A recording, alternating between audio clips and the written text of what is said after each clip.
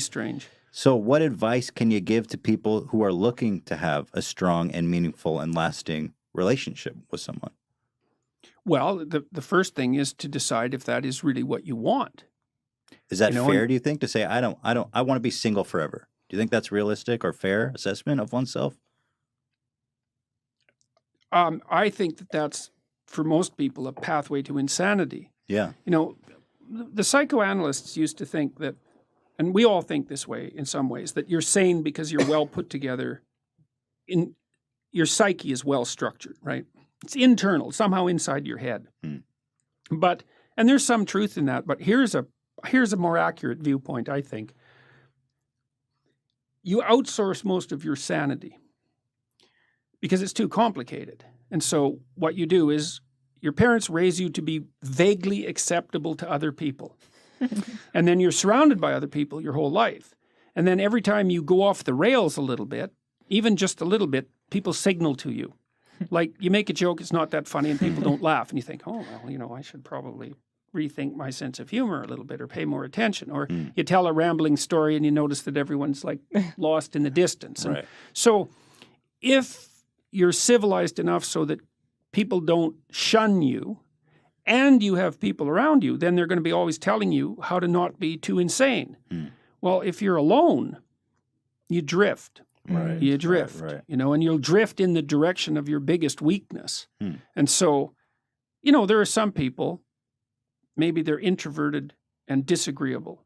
They're not cut out for a lot of social contact. But we're social animals, man, right to the core. And it's a suboptimal solution for the vast majority of people. I think that people are having a harder time finding, like, let's call them more permanent relationships, is because it's become increasingly easy to have fleeting, casual, sexual relationships. I mean, Tinder is a revolution, right? It's a revolution in sexual behavior, and it's certainly not obvious that it's is it a social thing? Is it just technology? Is this what people want to be doing? Because you think the fleeting, in some ways, but the technology has enabled this fleeting sexual activity. Definitely. Okay. Definitely. And that's, but we don't want to underestimate how radical a technology that is. That's especially for men. I do feel that deep down that all these people, men and women alike, are always longing for something more meaningful. Well, I think that that's generally the case. I mean, you know, part of the reason for a relationship is sexual contact, obviously. Well, that's that you don't necessarily need a relationship for that, but that's not the reason to be with someone. The reason to be with someone, when there's a lot of them.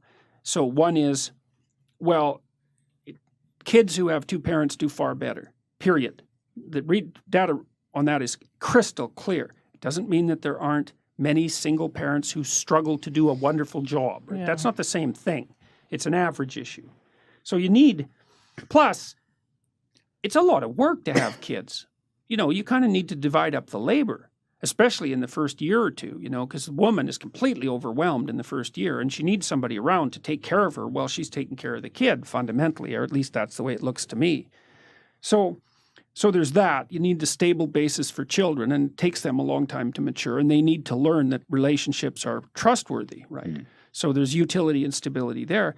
But then also, you kind of want to tangle your life together with someone, you know, because you have someone to, well, it's like two ropes that are tangled together. It's stronger, especially during times of weakness. And you have two brains instead of one, and that actually turns out to be really helpful when things are complicated. And it builds a solidity into your life and a reality into your life to have someone who's along with you on this very long voyage.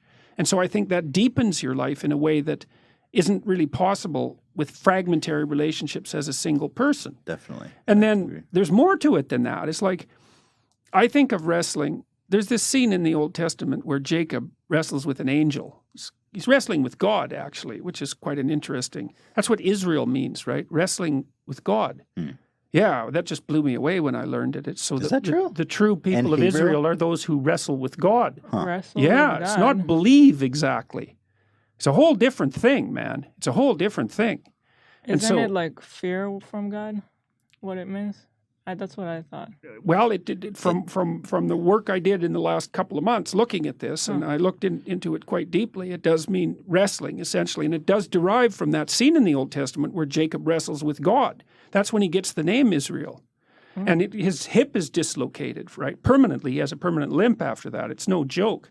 But I think of marriage the same way. Like people think, well, they lived happily ever after. It's like, that's not what you want in a marriage. Yeah. You want someone to contend with, you know, because you learn through that wrestling, you know, Sure. like you learn where you're an idiot and where you should stop being and vice versa. So that's the spiritual aspect of marriage.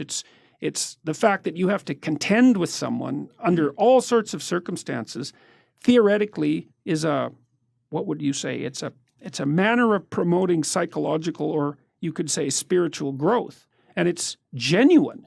You know, that's why marriage is a sacrament in most human communities, right? It's stamped both by the state and by the sacred authorities, because it's not just a physiological union. That's what animals do. And I mean, there's nothing wrong with the physiological union, but it has to be placed in the context of everything else a human being is. And I do think it's dreadful for people not to have that. And Do you think it's hard, it's become harder for people to have meaningful, lasting relationships, or has it always been this hard? I feel like I thank God that I'm not dating now, because I feel like it seems like it's miserable out there right now. well, it's To hard. try to meet people. It is hard although, you know, it's easier to meet people because there's more ways of meeting them. Right. But the ways of meeting them are more shallow. In my clinical practice, I would say that the rise of the internet dating option has actually overall been good for people who are looking for a partner. Now, there is some speculation and some evidence that it lowers the transaction price of separation and divorce. You know, because one of the reasons you don't separate or you don't get divorced is like, well, you're going to find someone else. And if it's easier to find someone else, then perhaps you're more tempted to sever the relationship. So maybe you lose in one place where you gain in the other. But I think there are different kinds of hard that it is. You know, it's hard for couples to figure out how to manage two careers. It's hard for women to figure out how to get educated and get their career launched at the same time that they're finding a partner and having kids. Because women have this tight time frame, you know. I mean, they've got to get a lot done by the time they're mid-30s for sure. And so it's not much time, you know. It's like 15 years really from the time you're an adult. You better get at it. It's not very long. Right. So I think there are new challenges that have arisen that weren't there for previous generations. But previous generations had it hard in other ways. That's very true, yeah. Like dying Like they at died. 50. Yeah. Or in childbirth, yeah. for example. I feel like people also need to like understand how to make a relationship work. Like it's not just magic. You need to kind of put in the work to make it work. It's hard. You need It's to put challenging. in effort and compromise a lot of times on, like if you live by yourself, you can do everything the way you would want. Yeah. If you live with someone else, then there's compromises to make. Yes. But in the long picture, it's better for you. Well, that's it. That's it. There's sacrifices to be made in the short term. Yeah. You know, and I mean, people have to. The effort issue is like, well, when you're in love with someone, you're going to organize your schedule and make them a priority. And, you know, that's in some ways a fleeting state, although it's not necessarily as fleeting as people think it is, but whatever. It's obviously a priority. And then you get married and, you know, you kind of get accustomed to having each other around, and then everything else is more important and the relationship drifts to the bottom. And then people get dissatisfied and they start looking for excitement and adventure otherwise. Well, you can't do that. You have to prioritize the relationship. Like my observation clinically has been for a couple to maintain their relationship without it deteriorating, they have to spend 90 minutes a week together talking about their lives, about how the house is run, about what they've all been doing to keep their stories caught up, right? That's not really even that much. No, it's not. It's not. It's not that much. Yeah. But and which is a good thing. You can actually do it. And then they need to spend at least one time having a date. And 2 is better. 1 is necessary. 2 is better. You can't aim for a lot more than that because, you know, life is very busy. And if it's going to be sustainable, it has to be realistic. but they need to make time for each other twice a week and talk in a non-romantic way, just practically about the domestic economy and about everything that's going on. And that keeps people tied to each other and updated. And so that's sort of your minimal commitment level if you don't want things to deteriorate.